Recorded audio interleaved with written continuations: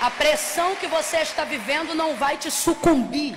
Você vai prevalecer. A palavra de Deus nos garante que aquele que é de Deus, o maligno não toca. Amém? Agora, verdade seja dita, não é porque não somos diretamente tocados pelo império das trevas, pelo contra-ataque e força do mal, que significa que nós não sentimos a pressão do inferno contra nós. A pressão de espíritos malignos, de forças dominadoras da maldade agindo contra nós, tentando sufocar a nossa vida, a nossa oração, a nossa casa, o ministério que o Senhor tem nos confiado, as nossas esperanças. Não somos tocados, mas sentimos a pressão. É mais ou menos como o sol está extremamente longe da terra. Tem feito calor em Curitiba também? Você não é queimado literalmente por ele, mas à medida com que você se expõe a ele, você sente o poder da irradiação daquele calor, sim ou não? É basicamente a mesma coisa, só que Deus te trouxe hoje aqui para dizer que você que tem vivido numa atmosfera de guerra, não é porque você está sendo pressionado que você será sucumbido. Isso faz parte do estratagema do diabo, isso faz parte das estratégias do seu adversário contra você. Qual? Agir exatamente como Golias agiu diante de Israel, diante do povo de Deus, diante de Davi, em tom de ameaças. Completa para mim, para eu saber que você está comigo. Golias agiu em tom de ameaças. E o Espírito de Deus trouxe essa palavra ao meu coração. Confesso que ela nem estava ao meu coração. Eu já havia marcado outro texto, mas o Senhor falou comigo que muitas pessoas aqui estão sendo ameaçadas. Há uma ameaça externa, há uma ameaça interna, há uma ameaça de gigantes exteriores, há uma ameaça de gigantes interiores, ameaças da sua consciência, ameaças do seu psique, ameaças de um sentimento de culpa, de um complexo de inferioridade, de uma depressão que está controlada, mas ainda não foi vencida. E tudo isso ameaça seu ano, ameaça seu 2019, ameaça seu casamento, ameaça os seus sonhos, ameaça a sua história. E Deus falou comigo que você tem se sentido ameaçado. Não é um inimigo novo, é um inimigo antigo, porque a gente só se sente pressionado por aquilo que a gente já conhece, já sabe o poder de atuação que tem sobre a nossa vida. Essa passagem é uma passagem muito conhecida, mas nós fechamos a narrativa do texto que nós lemos hoje aqui, falando que Davi prevaleceu. E o que é prevalecer? Prevalecer é exatamente isso, é você conseguir se contrapor à pressão que está sendo jogada em cima de você, fazendo com que a sua estabilidade, a sua segurança não se permita ser atropelada pela força externa. No capítulo de número 1 do Evangelho de Jesus, segundo escreveu João, João vai trazer a narrativa do nascimento de Cristo, mas não vai falar o nome de Maria, não vai falar o nome de José, não vai gastar tempo com a genealogia, vai direto no cunho pelo qual Cristo esteve entre nós. E aí ele vai dizer: no princípio era o verbo estava com Deus, o verbo era Deus, nele estava a vida e a vida era a luz dos homens. E aí, falando de Jesus, ele vai dizer assim: e a luz resplandeceu nas trevas e as trevas não prevaleceram. Está dizendo que não lutaram contra ele? É isso que está dizendo? Não. Está dizendo que não tentaram contra a sua vida? É isto que está dizendo? Não. Jesus, muito antes de ter consciência da sua própria existência, depois de nascido no ventre de Maria, teve que se colocar em fuga com seus pais para o Egito, amando do próprio anjo, que amando do próprio Deus, mandou eles se retirarem para uma fuga estratégica, uma vez que a sua vida estava sendo procurada. Em outras oportunidades, seus próprios irmãos disseram para eles: quem faz as coisas que tu faz não deveria ficar aqui onde tu está. Vá para o templo, vá para o meio, vá para Jerusalém, se anuncie, se apresente, deixe com que te vejam. Mas Jesus sabia que ainda não era a hora dele se revelar. Vez ou outra ele dizia isso a fim de proteger-se do que ele sabia que estava para acontecer. Quanto antes Jesus fosse ao Calvário, menos tempo ele teria de realizar os milagres, prodígios e maravilhas que ele tinha para fazer. Então Jesus estava controlando toda aquela pressão. As bodas de Caná que inauguram, que principiam os milagres e prodígios extraordinários que Jesus estabeleceu aqui na terra enquanto esteve presente, não foi muito programada por ele mesmo. Lembra da resposta que ele deu a Maria, sua mãe, quando percebeu que o vinho do casamento tinha acabado? Ele disse: que tenho eu contigo? Jesus parecia que retardava a sua hora. Por quê? Na verdade, quando ele dizia a sua hora, falava da sua crucificação. Na verdade, quando ele dizia a sua hora, falava do ápice ministerial, pelo qual propósito ele veio à terra. Qual? Cumprir João 3,16. E Deus amou o mundo de tal maneira que enviou o seu Filho unigênito, para que todo aquele que nele crê não pereça, mas tenha vida eterna. E aonde estava essa vida eterna? Na redenção, cruz do Calvário, e após 3 dias, ressurreição. Só que Jesus queria fazer uso do seu poder, porque ele diz que, a palavra diz que aonde ele passava, seu coração se movia de íntima compaixão, e a todos que ele tocava, todos estes eram curados. Então, à medida que Jesus manifestava seus milagres, o que é que ele dizia para as pessoas que estavam sendo curadas através da vida dele? Ele dizia: não conteis a ninguém. Porque Jesus sabia que quanto mais famoso ele ficasse, quanto mais conhecido ele ficasse, mais rapidamente ele seria entregue ao Calvário.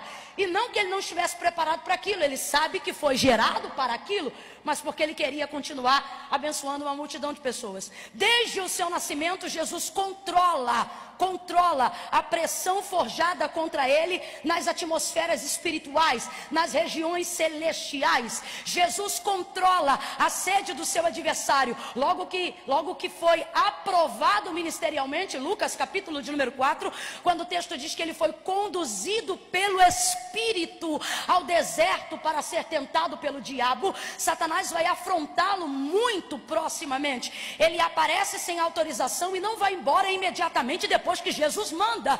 Jesus está no deserto, conduzido pelo Espírito para ser tentado pelo diabo, e em dado momento da conversa haja a pressão que Satanás está colocando para tentar o Filho do Deus vivo. Jesus diz assim: vai-te, Satanás. Mas Satanás não vai. Pelo contrário, depois dele dizer vai-te, Satanás, o texto diz, e tomou ele e colocou no alto pináculo do templo. Agora veja, eu não estou falando de Camila, eu não estou falando de pastor, eu estou falando de Jesus. Jesus disse: vai-te daqui, Satanás, e ele não foi. E por que não foi? Porque havia sido conduzido pelo Espírito ao deserto. Para quê? Para ser tentado. Para quê? Para ser aprovado. Quando é o Espírito que te conduz, a palavra de ordem do fim da sua prova não sai da sua boca, sai da boca de quem te conduziu.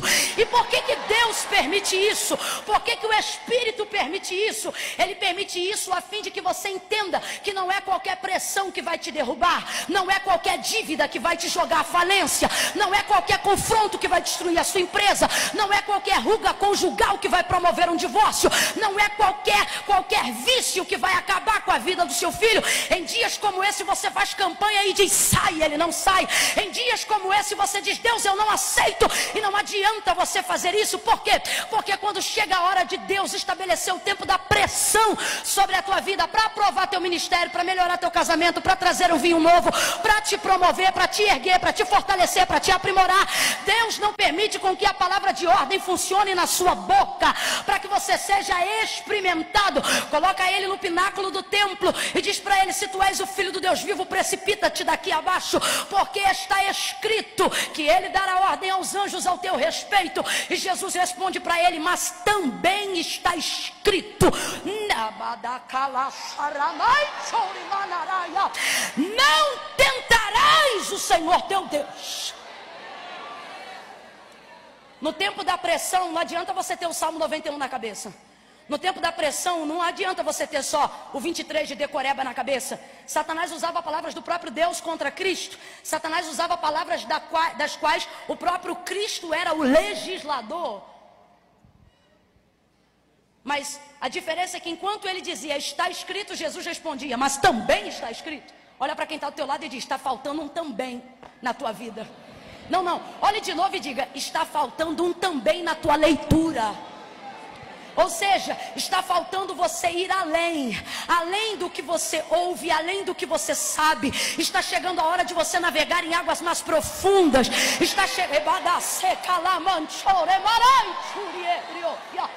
Então preste atenção. E só depois que ele foi aprovado é que o texto diz que, ausentando-se então o diabo, os anjos chegaram e o serviram. João, volta lá para o capítulo de número 1, vai dizer então o quê? Que quando a luz resplandeceu nas trevas, as trevas não fugiram apenas imediatamente, mas elas lutaram contra a luz.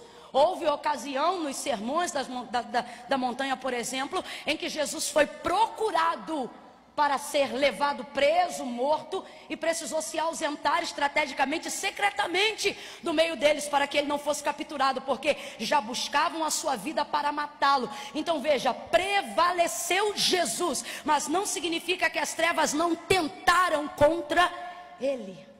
Irmã Camila, o que você está dizendo? Estou dizendo que talvez você esteja vivendo o maior momento de pressão da sua vida. E o silêncio de Deus nesse momento que você está vivendo não determina a ausência de Deus nesse momento. Isto é para que você de fato seja pressionado. Você está chegando no auge da conclusão do propósito de Deus sobre a sua vida. Para que uma uva é cultivada? Para que depois ela seja pisada. Para que uma azeitona é cultivada? Para que depois ela seja prensada. Em primeira instância, a uva é para dar vinho. Aquilo que sobra é vendido como fruta. E tem gente que você olha e diz: oh Deus, por que comigo assim, por que com ele não? E o Senhor está dizendo: porque ele é a sobra, só dá para fruta, mas você vai virar vinho. E a azeitona, mesma coisa. Em primeira instância, é feita para ser prensada, para produzir o óleo, que dá muito mais poder de industrialização, de comercialização e de poder de atuação da azeitona. O trigo, para que ele é cultivado? Ele é cultivado a fim de, em tempo oportuno, quando estiver maduro, seja peneirado. E assim possa dar frutos ao seu agricultor, gerando a semente pelo qual foi plantado. Irmã Camila, o que você está dizendo? Estou dizendo que a pressão desse gigante é para inaugurar o tempo do qual Deus cumpre o propósito na sua vida. Pega na mão de alguém que está do seu lado, por favor, mas pega com vontade, pega com vontade. Ai, irmã Camila, eu não gosto de pegar, não gosta, não pega, mas só vou te dizer, crede em Deus e estareis seguros, crede que eu estou aqui como profeta e prosperareis. Segure na mão da pessoa que está ao seu lado e diga para ela: você vai prevalecer. Não solte a mão dela, diga prevalecer. Agora sacode ela, sacode, é para sacudir. Sacode ela e diz: aguenta a pressão, aguenta a prensa. Ele luta, mas quem prevalece é você. Ele xinga, mas quem prevalece é você. Ele ameaça, mas quem prevalece é você. Ele afronta, mas quem prevalece é você. Ele pressiona, mas quem prevalece é você. Fazem mandinga, fazem macumba, fazem bruxaria, mas no final quem prevalece é você. Oi, irmã Camila, eu estou com medo. Botaram meu nome na boca do sapo. Coitado do sapo, ele morreu e você prevaleceu. Você está vivo. No final quem prevalece é você. Diga isso para pelo menos 3 pessoas. No final quem prevalece é você. Quem prevalece é você. Ai, irmã Camila, mas está doendo muito. Melhor é o fim das coisas do que o início delas. Você está no meio, mas vai chegar ao fim. E o fim